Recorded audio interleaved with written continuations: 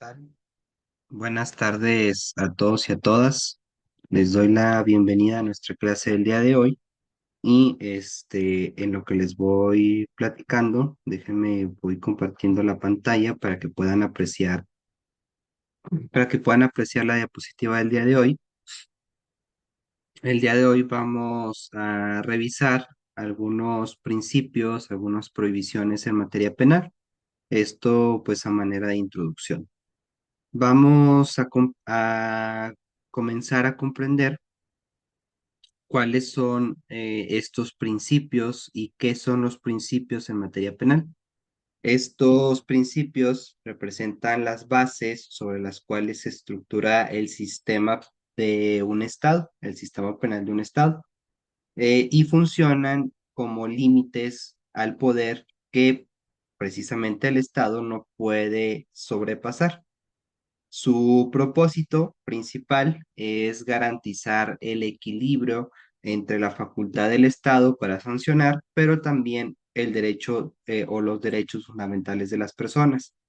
Como ya habíamos visto anteriormente en clase, como estamos frente a una rama del derecho público, existe una relación de suprasubordinación entre el Estado y los particulares, pero ese ejercicio de poder público se encuentra limitado o tiene como límite el respeto a los derechos fundamentales. Por eso estos principios buscan hacer este equilibrio. Como el poder público se encuentra acá arriba, lo que buscan es que la esté equilibrada la balanza, poniendo límites al poder y además dándole la obligación al Estado de respetar los derechos fundamentales de las personas. Piensen en estos principios como los semáforos del derecho penal. Regulan cuándo actuar, cómo actuar y sobre todo cuándo no actuar. Por ejemplo, un principio es el de la presunción de inocencia, el cual asegura que ninguna persona sea tratada como culpable antes de que exista una sentencia firme. Sin este principio, el sistema penal podría convertirse en una herramienta de persecución arbitraria en donde todos fueran culpables durante el proceso. La presunción de inocencia es una regla procesal en una de sus vertientes que permite que las personas sean tratadas como inocentes hasta que sean condenadas y que esta condena ya no se pueda modificar. Ahora, ¿qué sucede si el Estado no respeta estos principios? Bueno, históricamente esto ha dado lugar a abusos como las detenciones masivas sin pruebas, la criminalización de actividades que no deberían considerarse como un delito o no ser sancionadas. Por eso, la relación entre estos principios y las prohibiciones es fundamental. Los principios delimitan el alcance de las leyes y también el alcance del poder, mientras que las prohibiciones impiden que el sistema penal sea utilizado de manera indebida. Básicamente, esta es la pequeña introducción. Vamos con el primero de nuestros principios, que es uno de los principios más importantes dentro de la materia penal y esto pues en general dentro de nuestro sistema o dentro de todas las ramas del derecho, por así decirlo. Este principio es una de las garantías más importantes del derecho penal. Su base se encuentra en la frase latina que yo creo que ya muchos han escuchado, que dice nullum crimen, nulla pena, perdón, sine lege. ¿Qué significa? No hay crimen y no hay pena sin ley. Este principio establece que ningún acto puede considerarse delito ni tampoco ser sancionado penalmente si no está previamente definido en una ley clara y vigente. Por ejemplo, una ley penal debe ser clara y específica, lo que se conoce como taxatividad. Podemos ver este es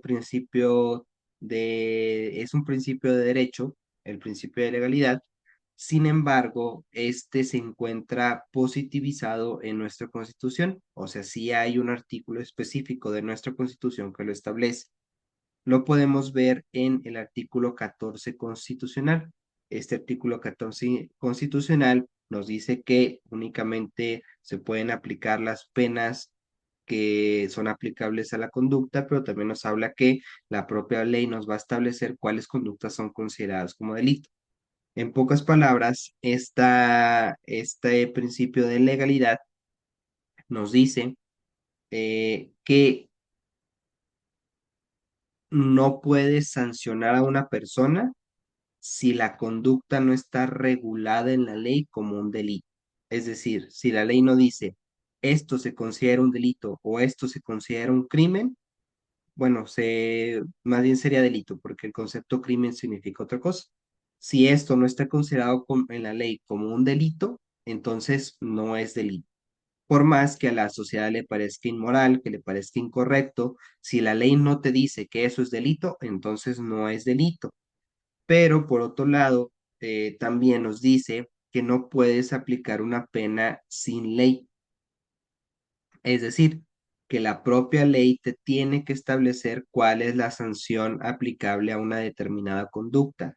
Si esa conducta que es delito no tiene aparejada una pena, entonces esa pena no se puede aplicar. Básicamente todo esto, a lo que voy con todo esto es que este principio de legalidad está positivizado y la taxatividad pues implica que no puede haber ninguna ambigüedad para permitir interpretaciones arbitrarias. Un caso relevante ocurrió en Estados Unidos con la ley de espionaje utilizada para perseguir filtraciones de información confidencial. Muchos críticos han señalado que la ley redactada en términos vagos ha permitido interpretaciones expansivas que podrían violar el principio de legalidad, porque estás haciendo una interpretación de algo que no está en la ley o no está previsto específicamente como tal.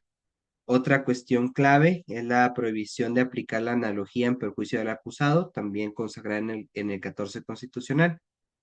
Supongamos que una ley prohíbe el hurto de bienes tangibles.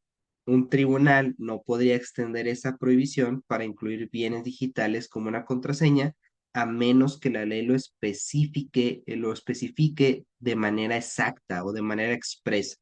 Como les digo, si no está en la ley, no se puede interpretar o no se puede aplicar a el caso que no está previsto. Si no está previsto en la ley, no es delito. Si la pena no está en la ley, no se puede aplicar esa pena. Vamos con nuestro siguiente principio, que también es un principio muy importante y también se encuentra consagrado en el 14 constitucional. Este artículo, perdón, este principio es el de irretroactividad de la ley penal. El principio de irretroactividad de la ley penal nos establece que no puede aplicarse a hechos ocurridos antes de su entrada en vigor una ley. Es decir, si un hecho nace bajo esta ley, y luego se crea esta nueva ley no puede ser aplicada al hecho anterior. Se tiene que aplicar la ley que estaba vigente en su momento.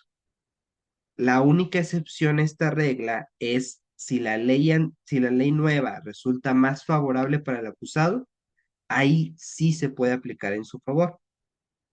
Este principio protege la seguridad jurídica y evita que las personas sean juzgadas bajo normas que no existían en el momento de su conducta. Imaginemos que una persona cometió un delito anteriormente, pero que no era considerado como delito, o realizó una conducta que no era considerada como delito, pero después esa conducta se regula en una nueva ley y ahí sí es delito, no se puede aplicar esta nueva ley a la conducta anterior. Eso no se puede. ¿Por qué? Porque nada más se aplica la ley que estaba vigente al momento, pero sí se puede aplicar de manera favorable, como ya les adelantaba. Imaginemos un caso relacionado con delitos fiscales. Una empresa incurre en una práctica que en el momento no era considerada ilegal, pero posteriormente una reforma tipifica dicha conducta como delito, que es lo que les estaba diciendo. Si el Estado intentara juzgar a la empresa bajo la nueva ley, estaría violando este principio de irretroactividad. Sin embargo, si la nueva ley reduce las penas para ciertos delitos, como la omisión de declaraciones fiscales, esta sí se puede aplicar retroactivamente porque estás beneficiando a quienes ya están siendo procesados. Esto se conoce a veces en la teoría como una retroactividad benigna. Cabe señalar entonces que eh, Únicamente cuando sea favorable para la persona sí se puede aplicar este principio y no únicamente cuando están siendo procesados, porque el ejemplo que les puse de cambio en la legislación, ya están siendo procesados, o sea, están durante un proceso, pero puede ocurrir que ya estén condenados y aún así se les puede aplicar la ley favorable a ellos. Les voy a dar dos ejemplos. Uno es que en el Código de Coahuila, este, estaba tipificado antes el aborto como un delito, pero luego existió una acción de inconstitucionalidad, ya dijeron que era inconstitucional, que no debía de aplicarse ese artículo, entonces todas las personas que estaban ya sentenciadas y compurgando una pena por cometer el delito de aborto, fueron liberadas prácticamente. ¿Por qué? Porque ya dijeron, este artículo es inconstitucional, no lo apliques. Entonces, esa modificación benefició a las personas que ya estaban compurgando una pena. Ahora, cuando ya estás compurgando una pena y se crea una nueva ley que establece una pena menor, como lo que pasó con el homicidio calificado, que antes iba de 18 a 50 años y ahora de 18 a 36 a 37, este, bueno, en ese caso, si te condenaron, supongamos, a 50 años, que es la máxima, ahorita la máxima es de 36. Bueno, se puede adecuar esa pena. Te pueden poner, en lugar de la de 50 años, ponerte la de 36. ¿Por qué? Porque estás aplicando la ley actual, pero de manera favorable. Obviamente, ese ya es un tema más de ejecución que no nos conviene, no nos compete ahorita, pero pues es un ejemplo que les pongo de cómo sí se pueden aplicar leyes nuevas a hechos anteriores, siempre y cuando sea favorable para la persona. Si le perjudica, no se puede aplicar. Vamos a hablar ahora del principio de proporcionalidad. Este tiene que ver con la imposición de penas, más que nada. El principio de proporcionalidad nos establece que las penas deben ser adecuadas y que deben ser proporcionales a la gravedad del delito. Esto busca evitar sanciones que sean excesivas, que vulneren los derechos humanos y que también vulneren la dignidad de las personas. Esto lo podemos ver, o sí, lo podemos encontrar también en la Constitución. El artículo 22 constitucional nos habla de esta proporcionalidad de la pena, es decir, que la pena debe ser proporcional a la gravedad del delito. Inclusive, este artículo 22 constitucional nos habla de aquellas penas que están prohibidas. Por ejemplo, pone que está prohibida la pena de muerte, los azotes, mutilaciones y pues en general todas las penas trascendentales. Es decir, que generan un daño trascendental, que trasciende más allá de la persona. Básicamente, ese artículo nos limita cuáles son las penas que sí se pueden imponer y pues gracias a ello, la pena más grave que se podría imponer pues es la pena de prisión. Pero les digo, no se permite ningún tipo de azotes, mutilaciones, básicamente ningún castigo físico. Eso está prohibido expresamente en la Constitución. Eh, para tomar un ejemplo, hay un caso famoso en Singapur donde un hombre, perdón, fue condenado a penas severas por graffiti en espacios públicos, lo cual generó ciertas críticas internacionales por ser una sanción desproporcionada en comparación con la naturaleza del delito. Eh, pues a final de cuentas, yo creo que un graffiti no se compara a una pena severa porque el delito no es tan grave. Hay delitos más graves, pues hay homicidios, hay robos, hay feminicidios, hay secuestros, tortura, entonces un graffiti no es un delito tan grave. Eh, este principio de proporcionalidad también se aplica en un ámbito corporativo, ya que sancionar con el cierre total de una empresa por una infracción administrativa menor, pues sería también desproporcionado y sería contrario a los principios de justicia.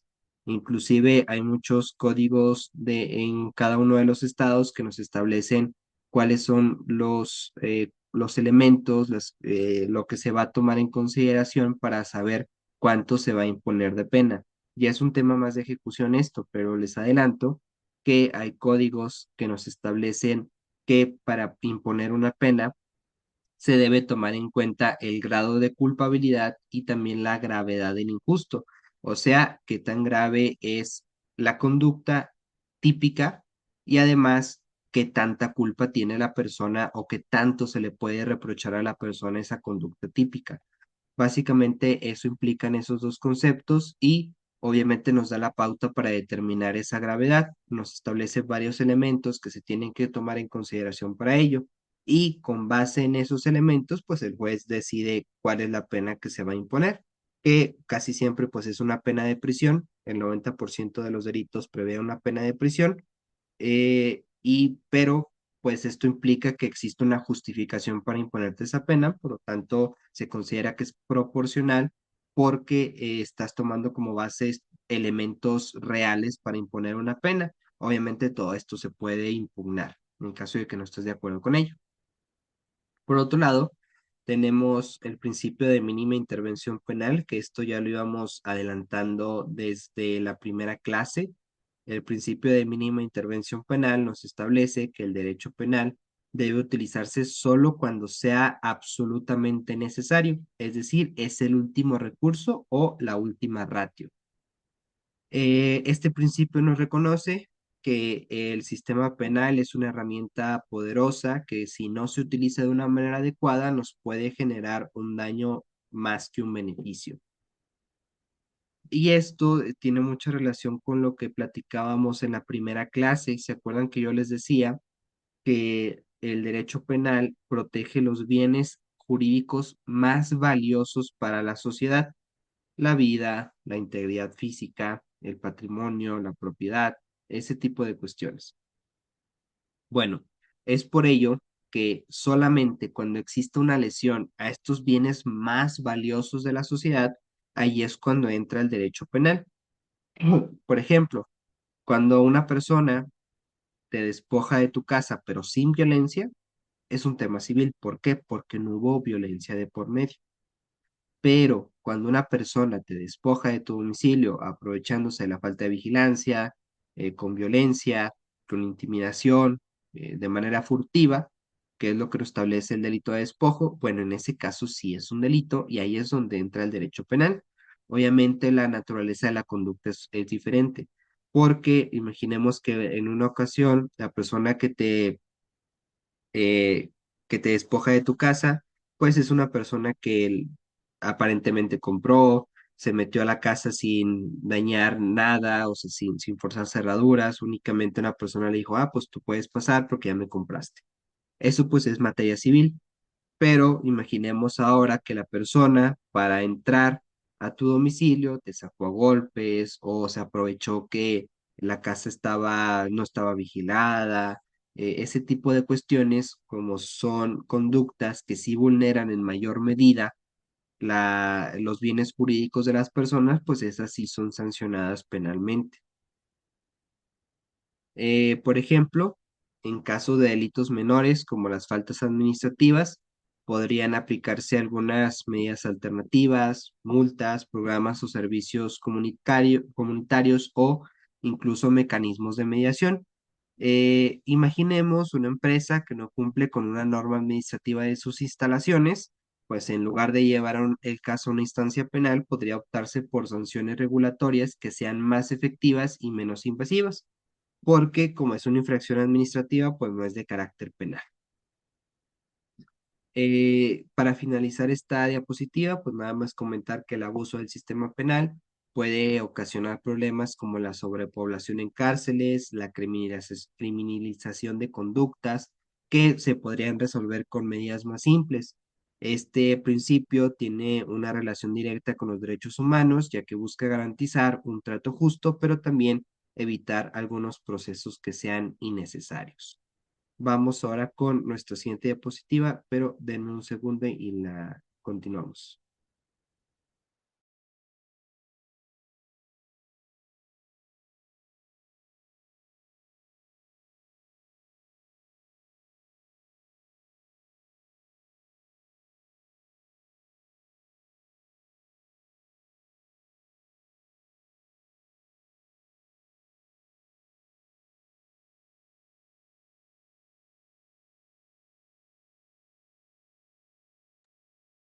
Ok, entonces nos quedamos en el siguiente principio, que es la prohibición de penas inhumanas o degradantes.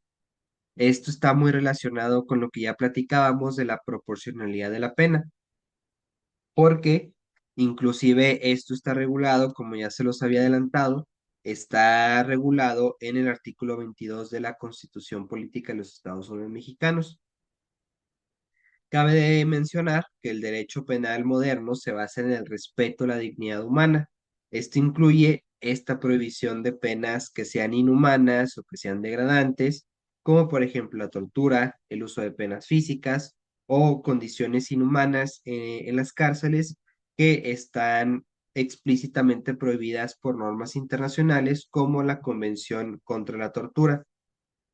Un ejemplo reciente ocurrió en países donde las penas incluyen trabajos forzados o castigos físicos. Este tipo de sanciones son incompatibles con los principios fundamentales de los derechos humanos. Incluso en casos de crímenes graves, la justicia debe ser aplicada de manera que respete la dignidad de las personas, evitando caer en la venganza o también en el trato degradante. Este principio es esencial para garantizar que pues el sistema penal no se convierta en una herramienta de opresión. Además, me gustaría platicarles que este principio también tiene un poco de relación con la teoría del Estado, porque en teoría las personas tienen este derecho de defenderse, pero cuando decidimos instituirnos en un estado, le cedimos ese derecho de defendernos a las autoridades prácticamente. Y las autoridades, como están ejerciendo nuestro derecho, se supone que nos deben de proteger. Las autoridades no tendrían esta facultad bajo esta idea. Las autoridades no tendrían la facultad de poder torturarnos, de poder usar penas físicas, de aplicar una pena de muerte, porque está haciendo uso de nuestro derecho a defendernos que nosotros le cedimos. Eso, pues, bajo una teoría del Estado, ¿verdad? Que no nos compete tanto así, pero me gustaría explicarles el por qué se supone que están prohibidas estas penas inhumanas o degradantes. Otra cuestión importante, pues es que precisamente, como ya les había mencionado, partimos del respeto de la dignidad humana. Por lo tanto, el Estado tiene esta obligación de respetarnos como fines en nosotros mismos, es decir, como personas que tenemos un proyecto de vida, debe respetar ese proyecto de vida y debe respetar todo lo que hagamos para lograr ese proyecto de vida, siempre y cuando sea lícito. Y obviamente, pues tiene que respetar nuestros derechos humanos. Esto está también, es una obligación expresa que está consagrada en el artículo primero constitucional. Vamos ahora con nuestra siguiente diapositiva, con nuestro siguiente principio, que es el principio de culpabilidad. El principio de culpabilidad garantiza que nadie puede ser sancionado penalmente sin que exista un acto doloso o culposo de su parte. Esto significa que debe demostrarse la responsabilidad penal y también la responsabilidad subjetiva en la comisión del delito. Por ejemplo, si una persona causa un accidente en tráfico debido a una falla técnica en su vehículo que no pudo proveer, que no podría ser penalmente responsable porque no actuó con dolo o con negligencia, pues no va a poder ser sancionada, ¿verdad?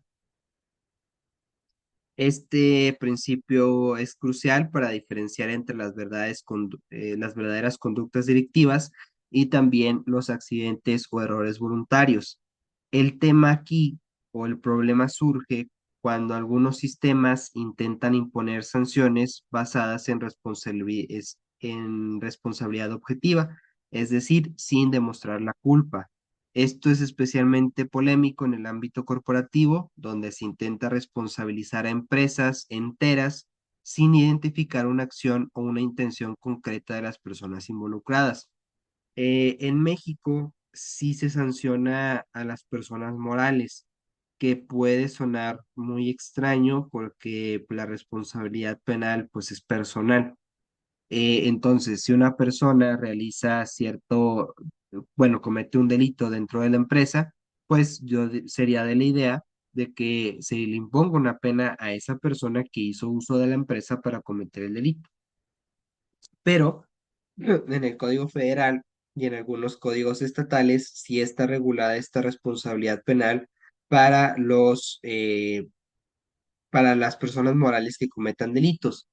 Hay muchas críticas respecto a ello, y es que en realidad es una figura incompleta porque prácticamente no se encargaron de regularla bien. Fue una copia de el código penal chileno, pero en realidad no se encargaron de pues, llevar a cabo todas las regulaciones correspondientes para poder aplicar esa figura. Y hasta ahorita pues no he visto que se aplique esa figura en realidad.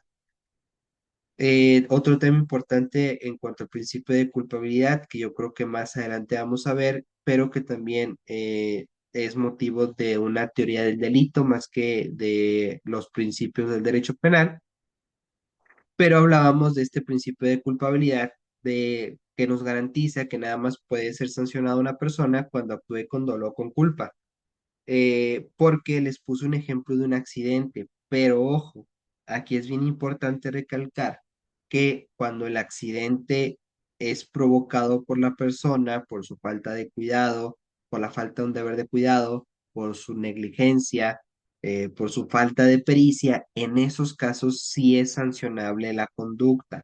Por más que sea un accidente, perdón, por más de que se trate de un accidente que no sea a propósito, pues la ley te sanciona por no tomar las precauciones que debiste haber tomado. Por eso les decía, si una persona tuvo una falla técnica que no, de plano no pudo proveer, que no le es imputable a él esa falla técnica, pues entonces ahí no se le puede sancionar. ¿Por qué? No hay nada que reprocharle. No actuó con negligencia, no actuó con falta de pericia, no violó ningún deber de cuidado. Pero si esa persona sabía de antemano esa falla técnica y aún así decidió manejar con ese carro, pues ahí estamos hablando de una negligencia.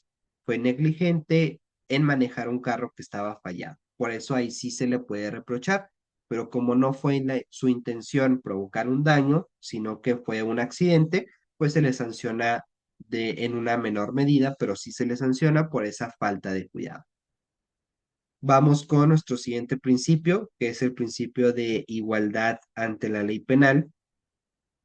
Este principio de igualdad ante la ley penal establece que todas las personas deben ser tratadas de la misma manera sin importar su posición social, económica, política o cualquier otra condición.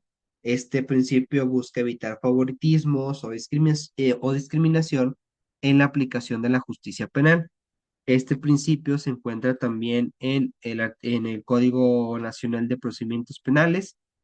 No recuerdo si es el artículo, debe ser por ahí del 8 o del 9, pero lo importante aquí es que este principio también ya se encuentra dentro de la ley. Básicamente nos establece que, pues que no haya ningún tipo de discriminación, que todas las partes y todas las personas dentro del proceso penal son iguales ante la ley.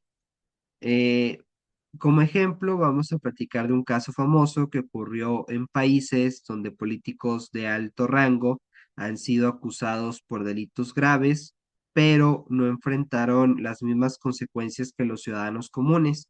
Esto genera desconfianza en el sistema de justicia y pues también socava la legitimidad del Estado de Derecho, porque les estás dando un trato preferente a unas personas por pues, tener este alto rango político. En México eh, no tenemos, bueno, más bien, se supone que esto está prohibido, pero en México sí tenemos el juicio de procedencia, en donde previo a poder juzgar a una persona con un cargo político, primero se le tiene que destituir de ese cargo y ahora sí se le puede sancionar. Son dos cosas diferentes. Más bien a lo que me refiero con este principio de igualdad es que no lo trates mejor por ser una persona que tiene más dinero o que tiene un alto rango, que tiene un puesto político, sino que trates de igual manera a todas las personas prácticamente y pues obviamente viceversa, que no trates mal a las personas por tener un bajo rango, por tener poco dinero, etcétera. Por otro lado, este principio también protege la discriminación, como ya les mencionaba. Por ejemplo, no se puede sancionar de manera más severa a una persona por su nacionalidad, por su género o por su religión. La ley penal debe ser aplicada de manera uniforme para todos, garantizando un trato justo y además equitativo. Prácticamente nos dice que para sancionar a una persona, esta sanción debe estar justificada conforme a los parámetros que ya les mencioné y no debes de basarte en ninguna otra característica de la persona.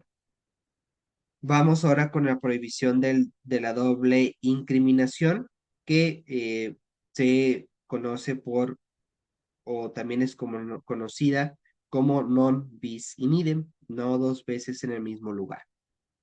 La prohibición de la doble incriminación también se encuentra dentro del Código Nacional de Procedimientos Penales. Debe estar por ahí del artículo que será como el 12, por ahí, 11 12. Eh, este principio nos establece que una persona no puede ser procesada ni puede ser sancionada penalmente más de una vez por el mismo hecho. Esto asegura que los procesos penales tengan un cierre definitivo, evitando abusos como persecuciones repetidas por el mismo hecho. Ojo, eh, bueno, antes de explicarles eso, les voy a platicar un poco del ejemplo. Un ejemplo sería en un caso en el que un individuo es juzgado por un delito en un estado y luego se intenta procesarlo nuevamente en otra jurisdicción por los mismos hechos. Este principio protege contra la inseguridad jurídica y también la vulneración de los derechos fundamentales del acusado. Obviamente te protege contra la inseguridad jurídica porque te garantiza que una vez que ya se terminó tu proceso, que ya hay una sentencia, ya no se va a volver a abrir ese proceso, siempre y cuando la sentencia quede firme, ¿verdad? Es decir, que si eres inocente, ya no se te va a volver a abrir ese proceso para buscar tu culpabilidad. Y si ya eres culpable y ya te pusieron una pena, ya no se va a volver a abrir tu proceso para buscar ponerte una pena mayor. Básicamente así el proceso se queda como está en la sentencia. Siempre y cuando la sentencia ya sea firme, ya no se pueda modificar. Porque cuando hay una sentencia, recuerden que se puede impugnar y esa impugnación puede provocar que la sentencia se modifique o que se revoque. También puede ser que se confirme, pero siempre tenemos la segunda instancia que tiene cualquiera de esas tres consecuencias y tenemos el juicio de amparo que si se determina que hubo una violación a los derechos humanos durante el proceso, se tiene que reponer la audiencia y emitir nuevamente la sentencia con esa audiencia ya repuesta. Por eso les digo, tiene que estar firme la sentencia para saber que ya no va a haber ningún cambio. Eh, Aquí les quiero hacer énfasis también en que esta prohibición de la doble incriminación, como les dije, se refiere a que no puede ser juzgado dos veces por el mismo hecho. Muchas, muchas personas la conocen como nadie puede ser juzgado dos veces por el mismo delito, pero hay una gran diferencia. De hecho, anteriormente estaba prevista así.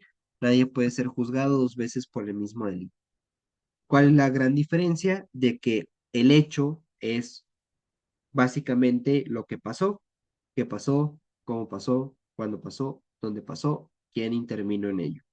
Y el delito es una conducta antijurídica, conducta típica, antijurídica y culpable. Por lo tanto, este hecho que tú tienes acá, el que pasó, lo vas a encuadrar en la norma que te describe la conducta considerada como delito. O sea, vas a hacer un juicio de tipicidad, así se llama. Vas a analizar si este hecho encuadra en algún delito. Si encuadra, pues ya tenemos una conducta típica.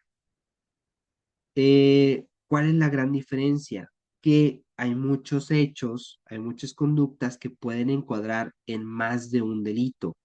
Por ejemplo, si un policía le da una cachetada a una persona, pues se considera abuso policial. Pero tenemos también la tortura. La tortura nos dice a quien ejerza violencia física con la finalidad de conseguir información, de conseguir una confesión, y al final nos dice, o con cualquier finalidad. Supongamos que el policía cacheteó a una persona para que ya no siguiera que ya no siguiera agrediendo a otra persona. En este caso, pues su finalidad era buena, pero como el artículo de tortura nos dice, con cualquier otra finalidad, aunque tu finalidad era buena, podría entrar también también podría entrar en tortura. Si me preguntan a mí, yo diría que pues se encuadra más en abuso de autoridad, porque pues considero una conducta que es muy poco dañina, muy poco grave, como para encuadrarlo en tortura.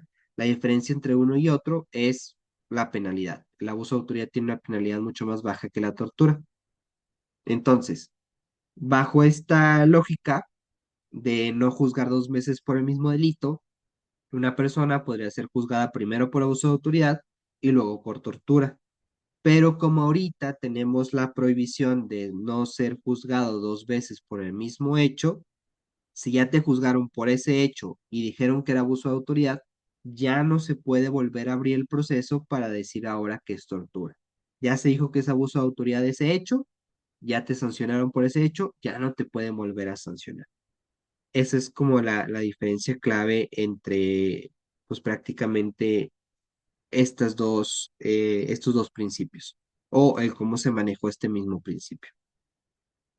Ya para ir cerrando con esta clase, pues para concluir, los principios y las prohibiciones en materia penal no solo son fundamentos teóricos, sino también garantías prácticas que protegen a los ciudadanos del poder punitivo, desde la legalidad hasta la igualdad y la prohibición de penas inhumanas. Cada uno de estos principios cumple con un papel en la construcción de un sistema justo.